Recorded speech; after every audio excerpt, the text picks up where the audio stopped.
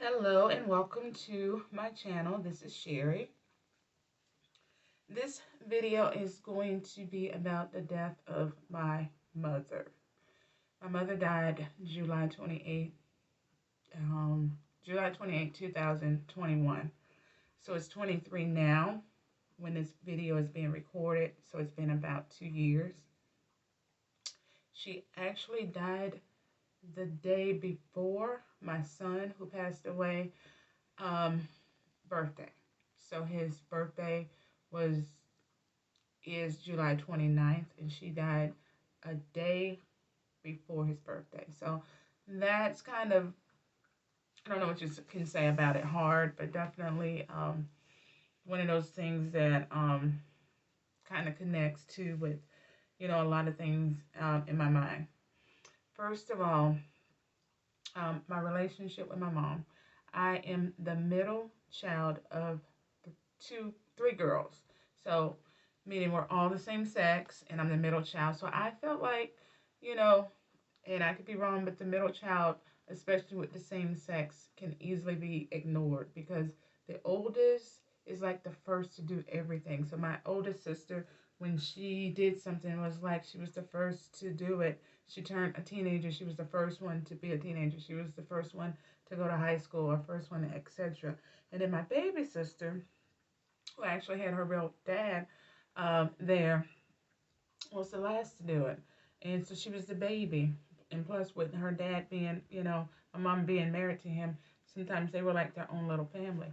So, being the middle child, I do feel like I kind of got ignored. However, everyone said that I had so many similarities as far as behaviors and looks of my mom. And I realized we had like a more or less similar lifestyle, meaning she had three kids, three girls she raised. I had three with my stepson and my son and my daughter that I raised. My two sisters, my oldest and youngest, both have one, and they have a son. Um, just the way we thought, I realized it was a lot of things. Our husbands were similar as far as my stepfather kind of was a person who enjoyed hanging out and doing his own thing, while she kind of had to figure out a lot of stuff with the kids. And my ex-husband was the same. So a lot of similarities. So when she passed, a lot of that just started really coming at me. It just kind of hit me hard. But let's go to how I found out she passed. Um, I received a phone call from my brother-in-law, and he told me that the hospital had called my sister, my older sister, who was doing dialysis at the time, and I guess he answered the phone and said something about something was going on with my mother. You can hear his voice kind of shaky, and he says, call her back, because, Yvette's in dialysis. My sister was in dialysis, my oldest. So I called them back, and they said she didn't make it. You know, this is Emory, hospital, etc. And, your mom's up here. She said her name and said she didn't make it. And I'm thinking, like, it was so strange because I'm thinking, what? Like, she wasn't sick. She was, healthy. She was just turned 70. It was just unthinkable because, again, she wasn't sick. There was no preparation. So, getting a phone call, I was actually working, and I work from home. Um, Ever since COVID, I've been working from home. So I basically was at the computer already. I let my job know, I had to go to the hospital. Something's going on with my mom. I had broken up with my ex, or he broken up with me. I don't know what happened, but we was not together. However, I called him. He was like the first person I could think of, because this man is like the most supportive person I've ever dealt with, or to this day in my life, has always like been there for me. And he was like the only person I could think of right then, because my sister is the next person that I would have called, but of course, she's with her husband in dialysis. So he literally answered the phone. I told him what happened. He dropped everything and he came and picked me up. So that's a long story of dealing with him. I also called my daughter, which I wasn't expecting her to be at home. I thought she probably was at work or something. And I think we also went to pick her up because I know she went with us. So we went to Emory Hospital, which is in Atlanta, Georgia. And I just remember just being numb because I was just like what? Like what is going on? Um, so getting into the room, and from when I was told this is like the norm, when people die, the door was open, her body was laying there, eyes open, you know, I think eyes, mouth, hands out, everything, and I kind of went into shock. I just went into shock. Um, I mean, it just was like it was just I just went into shock. I remember a minister come into the room and they were praying. He was praying. Again, I was still in shock. And I remember um, the nurse or doctors or whatever were talking. And because I was in shock and I couldn't understand or hear everything, I hit the record button on my phone so I could record what they were saying. So hopefully later on I can kind of retain it. I remember us just getting her bag, which was her purse, her clothes that she had wore there. It was just, I don't know, it was so unbelievable. It was just such a shock. Anyway, the ex at the time basically was my superhero. I just remember from then on, he never left my side. I text via Facebook my family members because I have family that's in out of state, Virginia and elsewhere. And I just remember like telling them, you know, I think I put on Facebook, my mom just passed. I'll keep you in touch or something. Because I didn't know what to do. It's like I needed to inform people. I didn't want people to know, like, 5 days later, their sister died, whatever. So from there, we went to her place. She had lost her husband like a year or two before that. So she was single, living in a place, a smaller, like apartment type place. And I remember us just trying to go through her stuff. We was trying to find a policy to see if she had an insurance policy. One of her friends actually told us she had one and where to look and all that. I remember telling the guy who she owned the place with that, she had passed, and he was in shock because she was perfectly healthy. Come to find out, something about she came in there with back problems. She had went to the chiropractor like the day before, and they did something to adjust her back. I think she was probably having back problems prior to that, and she was just, you know, telling them her back was like killing her, like something is going on with her back. And the autopsy basically was saying something about something like an artery or something, you know, um, I guess ruptured from her back and went through her heart or to her heart. So anyway, unexpected, not, very, unexpected. Um, everything from my past, my childhood, everything just started to come to me through doing sleep. I couldn't sleep, during the day, everything, all kind of memories, all kind of thoughts, it was just one of those things where I was everything just flooded, everything about my childhood, about things we had done, or things that have happened in our life. Um, it was me, basically the most healthiest of her three kids. I have a baby sister, a younger sister, who was pregnant at the time, and she was on bed rest because she had a high risk pregnancy, because she was older, pregnancy over 40.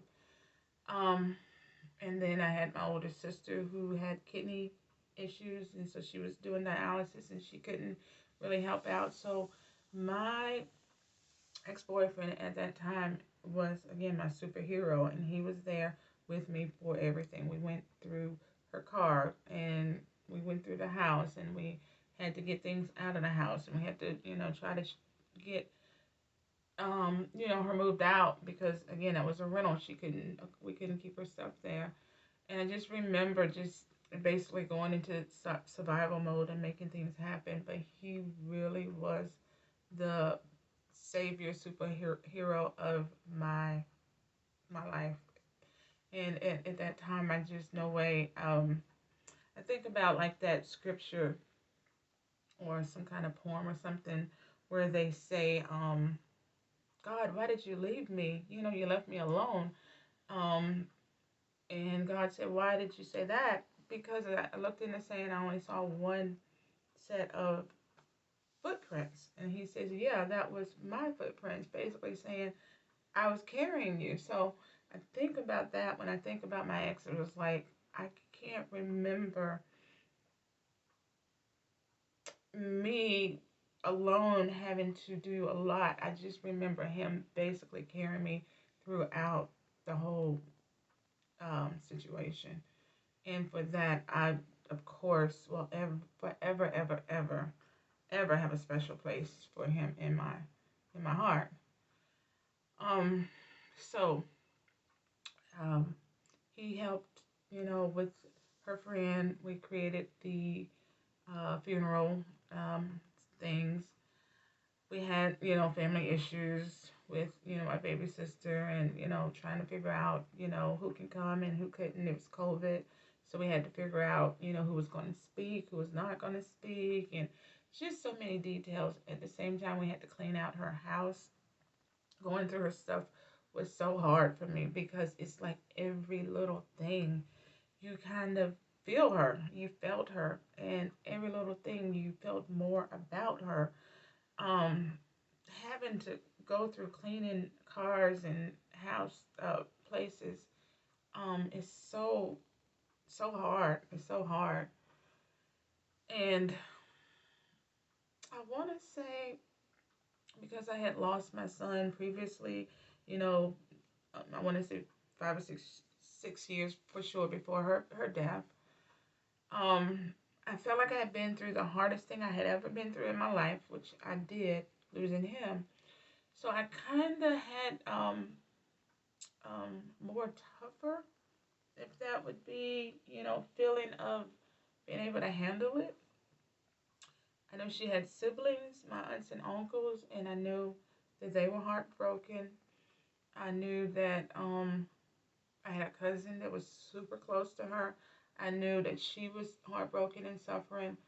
So I kind of was like more thinking about, everybody, and she was a counselor. She actually helped people deal with addiction. So she had so many people who just loved her to death, and they actually had a second funeral on her own for her, because they couldn't all fit into the funeral home because of COVID.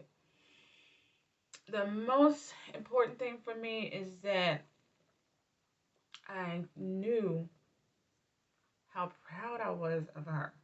So proud, because at 60, when she turned 60, she went back to school for the first time ever since high school. And she not only got her associates, she got her bachelor's, and she got her master's, and she was actually working on a PhD.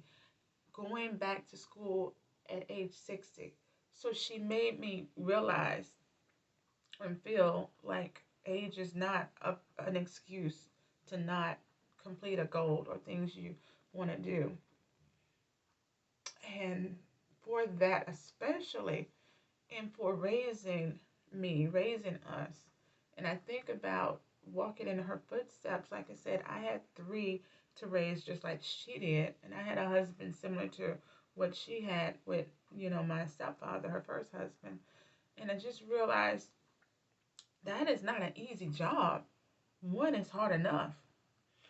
Three, with three different personalities, um, three different financial, situations of, making sure you get things done, you know, and then the husband, you trying to, make sure they're okay and they're kind of more worried about themselves and leaving things onto you. And then you want to make sure you're okay because you have to work every day and you have to try to raise these kids. So it's like trying to find yourself, trying to find your life. And I do know, um, once we were grown, that she really, was had found her life. She found a new husband that she married, and she was married to him for like 25 years. So she had two marriages between the two, which was 50 years over. Not to mention my real father. She married him, um, and divorced him when I was two.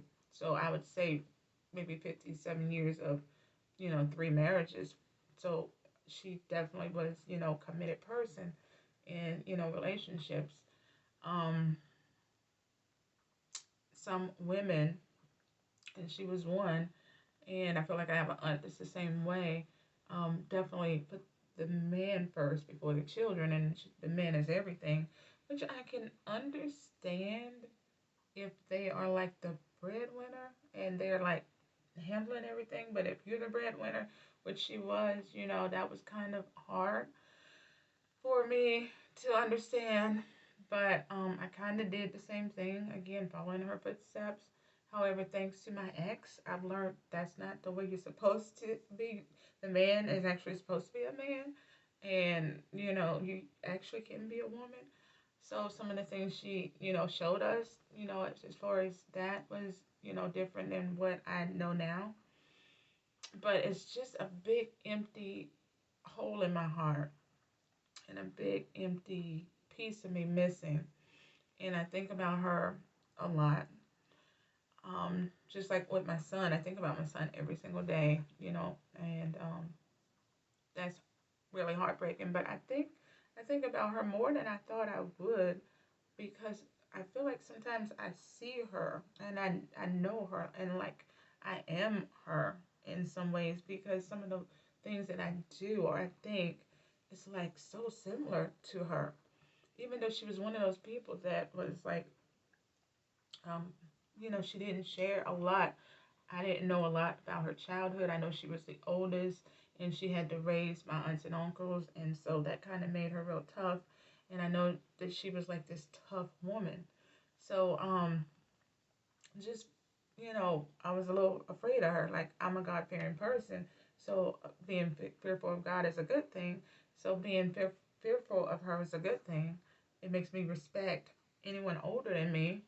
Um, so anytime I see an older woman, someone's mother or whatever, I'm definitely, I want to say, a little afraid of them and very respectful, thanks to, knowing her personality. But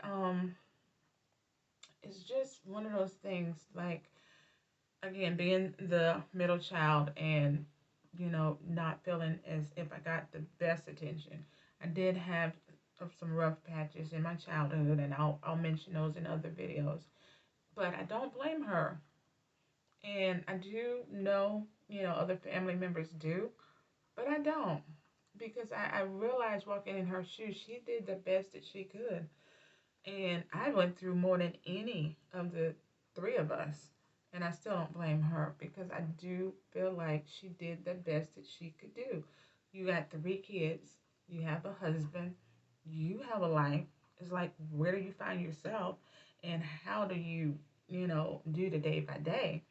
So, yeah, it's definitely one of those things that the people who have really, really close relationships with their moms, I know that's like a level two, level one, where you're in trauma, you're crying all the time. It may take you years and years and years and years to really cope and to deal with it. And even then, it's like you can't wait to see her. I know Steve Harvey talks about his mom saying he can't wait to see her. He's going to knock Jesus down to get to her and all that. Um, I want to say I know I'll do that with my son, but I do have such a wonderful peace and love and respect for all that my mom had to do for us as far as to raise us. And I do miss her and I do think about her. And I don't blame her for my childhood. And I'll explain things in my childhood in different videos. And that my superhero that came through for me, I just, hard to explain how thankful I am to have had that, because that was God, sending him. And my sisters, my older sister, a lot of times I hurt for her because I know she was super close to my mom. And I even hurt for my baby sister because I feel like she blames, things, a little bit on my mom. So just me kind of being that middle person, it's like I'm all over the place with losing her. I think about, even my cousin saying how much she missed her because they were so close and they did so many things together. Um, and so it's one of those things for me that my grandmother was like the most, to me, I want to say loving woman that I ever met, that just put me on a pedestal and loved me, even though she had other grandchildren and she had children. For some reason, I just knew for sure that she had like this special place for me. And I don't know why. I just know for sure she had like this special place for me. And with my mom, I just like, I know I had a special place, but I know it could have been better. And I know my older sister really, has that heartbreaking, feeling where, people could be in the dark for years and years. But I'm not saying I'm not in the dark with it. I'm saying that I am probably a little bit even numb 2 years later with it, where, you know, I don't have a mom. My mom's not here. She's gone. Mother's Day hard because my son is gone. My mother is gone. Um, Her birthday is hard. Um, the day before my son's birthday, which is the day she died, July 28th, and his birthday is July 29th, is hard. Um, and so it's one of those things that, you know, my grief is not as dark as it could be. And again, because my son had passed and I had dealt with such a dark, dark, dark thing. So, if you've lost a parent, and I know especially if you're really, really close to them, I'm so sorry that my story doesn't maybe sound like yours, where you are heartbroken and you're in the dark. But definitely look at the video of my son passing, because I know that feeling. But if you're a person who, you know, loved their mom or dad, and you just didn't bond with them as tight as you wish you would have, then you might understand a little bit more about the emptiness and the heartbreak, but the ability to kind of cope a lot better than most. And especially, again, I lost a son before that, so I had kind of been through like the worst. And so usually you expect to bury a parent, you don't expect to bury a child. So in that point, um, I don't know. I just want to say, we can definitely discuss the close relationships of those who are really close to their mom. Like my ex is super close to his mom. That would be heartbreaking, for sure. There's lots of people who are really close to their mom. That's definitely heartbreaking for sure. And I would love for you to talk about that, because that it was super hard. Like with me, my son died prior, so it was super hard. Mine is just kind of super empty. And the grieving part, I was able to deal with a little bit better because I had dealt with so much grieving with my son. But the emptiness is still there, and the kind of weird numbness is still there. Like, you know, and then the respect and the love is definitely still there. I definitely respect and love her so much. So thank you for watching this video, and look for my next video. I'm not exactly sure. It's different ones everywhere. And then hit the subscribe button, the like button, and I'll see you at the next one.